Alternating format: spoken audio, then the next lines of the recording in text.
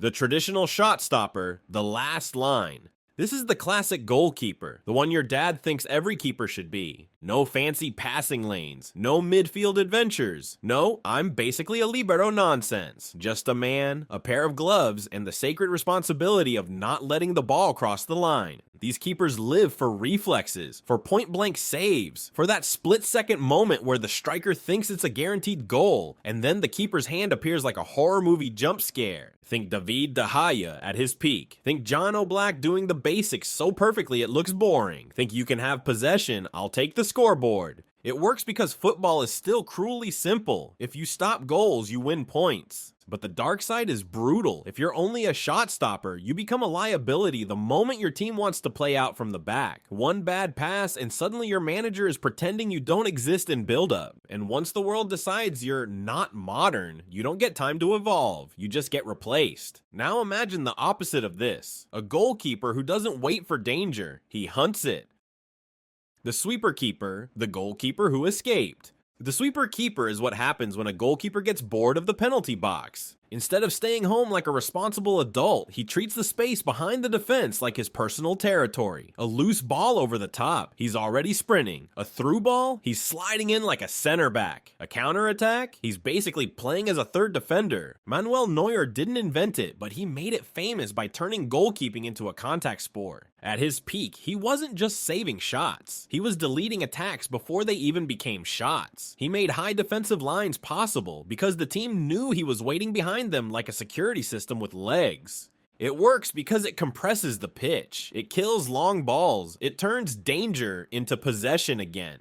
But the dark side is obvious. One mistimed sprint and you're not a goalkeeper anymore. You're a man watching helplessly as the ball rolls into an empty net. Sweeper keepers don't lose matches quietly. They lose them loudly. And if you thought that was stressful, wait until you meet the keeper who thinks he's a midfielder.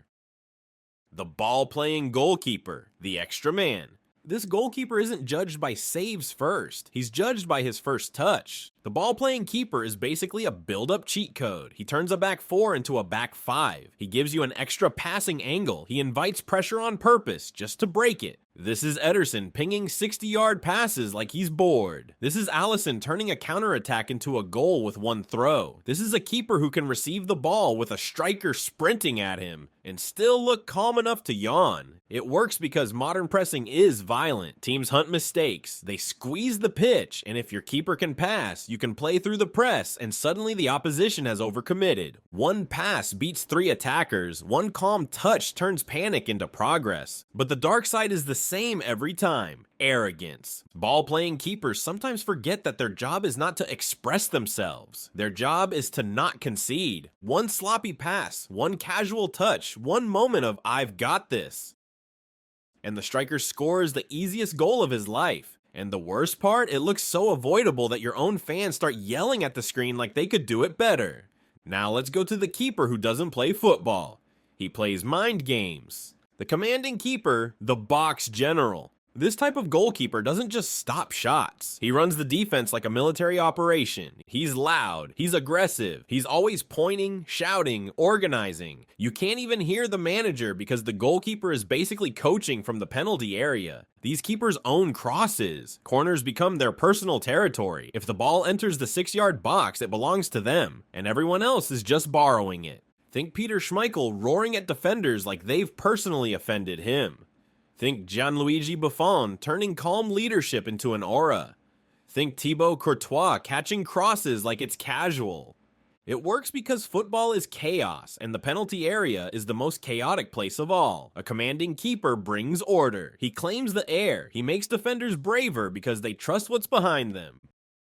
But the dark side? Overconfidence. When a commanding keeper misses a cross, it's catastrophic. The whole point was certainty. So when certainty disappears, panic replaces it instantly. And nothing ruins a team's confidence faster than a goalkeeper who shouts like a king and then drops the crown. Now imagine a goalkeeper who doesn't shout. He doesn't command. He just suffers and wins. The low block specialist, the siege survivor. Some keepers are built for teams that defend deep, like absurdly deep. This is the goalkeeper who spends entire matches watching wave after wave of pressure crash into his box like a storm. He's not playing football, he's surviving it. His superpower isn't distribution, it's patience, positioning, reactions, handling. That ability to make 10 saves and still look like he's waiting for the 11th. Think Atletico Madrid goalkeepers under Simeone. Think Inter under Mourinho. Think those nights where the keeper becomes the main character and the striker becomes a frustrated extra.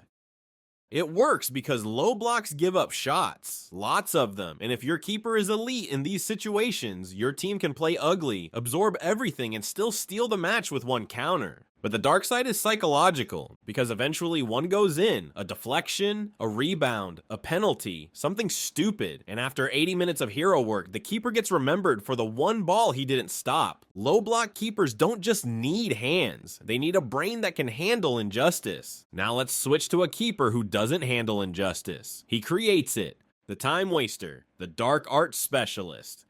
This goalkeeper is not here to entertain you. He's here to protect the result at all costs. If his team is winning 1-0 in the 83rd minute, he becomes a performance artist. He ties his laces, he wipes his gloves, he checks the wind direction.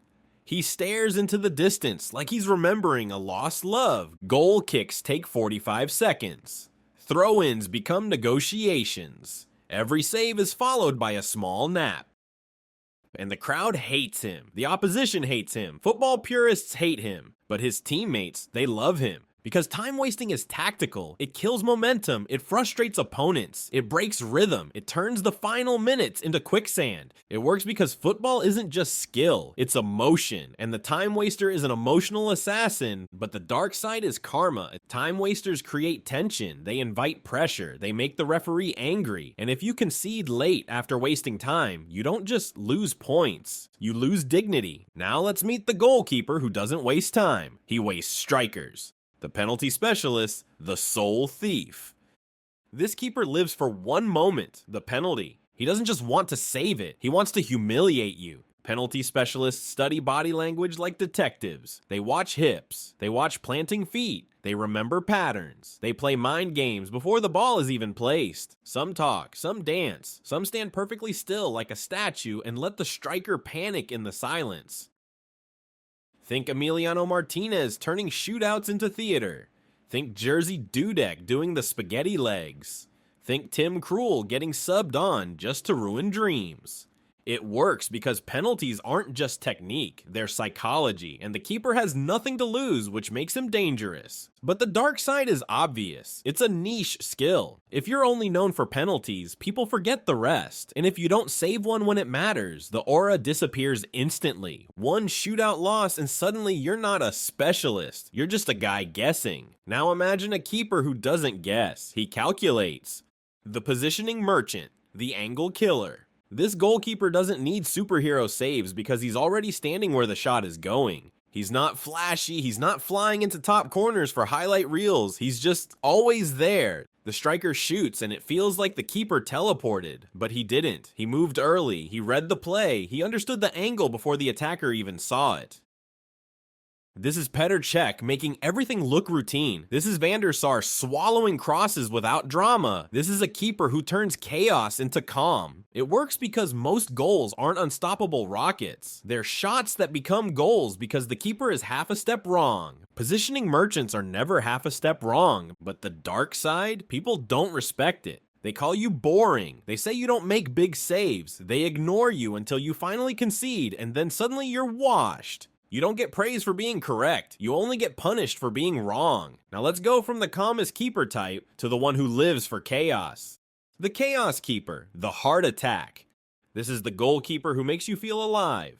Every cross is an adventure, every back pass is a gamble, every save is either world class or completely unhinged. Chaos Keepers don't catch, they punch, they don't clear calmly, they launch it into the sky, they don't claim crosses with authority, they collide with people like a wrecking ball. Sometimes it's brilliant, sometimes it's terrifying, it's always entertaining. This is the keeper who makes 3 insane saves, and then concedes at the near post because he forgot basic geometry. It works because chaos disrupts attackers. Strikers hate unpredictability. If they don't know what the keeper will do, they hesitate. And in football, hesitation is death. But the dark side is obvious. Chaos is not sustainable. You can't build a title-winning team around a goalkeeper who treats every match like a coin flip. Eventually, the madness costs you points. And once the fans stop laughing, they start begging for stability. Now let's talk about the rarest type of all, the goalkeeper who feels like a cheat code. The complete modern keeper, the final boss. This is the goalkeeper who can do everything. He sweeps behind the line, he passes under pressure, he claims crosses, he commands the box, he saves one-on-ones, he starts counterattacks, he makes the impossible look routine. This is Alisson at his best. This is Neuer in his prime. This is the keeper who turns "we're in trouble" into "we're fine" with one action. The complete modern keeper isn't just a player. He's a system. He allows high lines, he allows possession football, he allows risk, he allows ambition. It works because football has become a game of margins. One extra pass, one extra step, one extra moment of control. And the complete keeper gives you all of it. But the dark side is the price. These keepers are rare, they're expensive, and once you have one, you can't go back. Your entire team becomes addicted to the security they provide. Lose him, and suddenly everything collapses. Because when your goalkeeper is a final boss, the rest of your team starts playing like they're invincible. And football loves punishing invincibility. Goalkeepers aren't just goalkeepers anymore. They're philosophies, they're weapons, they're emotional experiences. Some win you matches with one save, some win you matches with one pass, some win you matches by making the other team lose their mind. And the best ones, they don't just stop goals, they change the entire game. Because in football, the last line of defense is sometimes the first line of revolution.